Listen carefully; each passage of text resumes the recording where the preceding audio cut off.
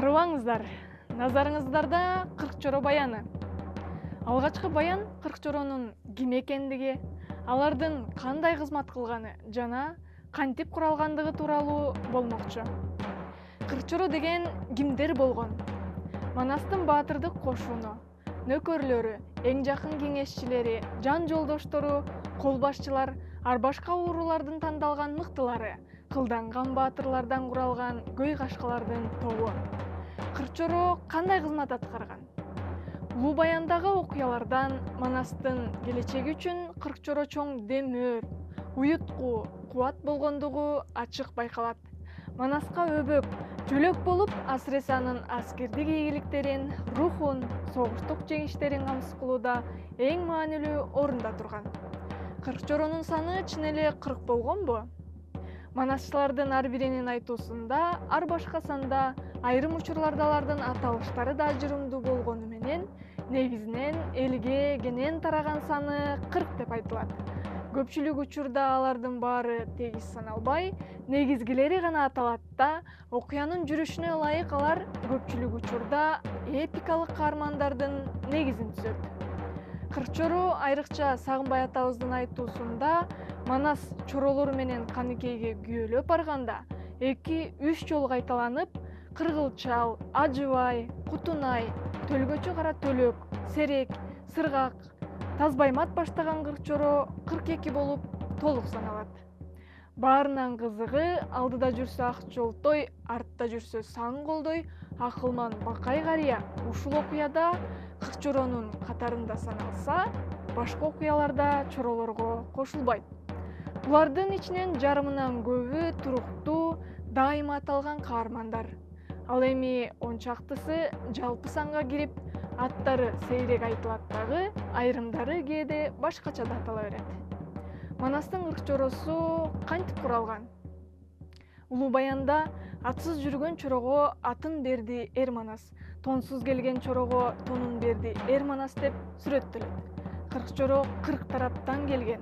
Бир күндө эмес, аз-аздан келип куралышкан. Кээси Манастан кичүү болсо, айрымдары тең болгон. Биринчи чоро Жакыптын койчусу болгон Ошпурдун баласы Куту бий. 12 жашында чубак келсе, Серек менен Сыргак Манастын көз алдында жарка келген. Анан барып Рамандын ырчуулу Ажыбайлар кошулат. Көбү азып тозуп, өз эл жерине батпай, куугунтукка алынгандыктан Манас айкөл экен, баатыр экен, чыган экен деп үмүт артып келишкен. Эл ичинде таарынсаң таласка кет деген сөз дагы ушул эл жерине таарынып, Манаска келип кошулган Кыркчорого байланыштуу калган лакап. Бүгүнкү баянда дал ошол Кыркчоронун алгачкы чоросу болгон Куту бий жөнүндө кеп курабыз.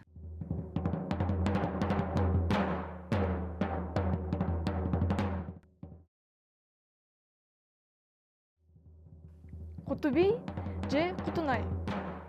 Кыркчоронун бири. Куту бий Сагынбай атабыздын айтуусундагы баянда Ошпурдун айылдашы Кадообайдын баласы болот.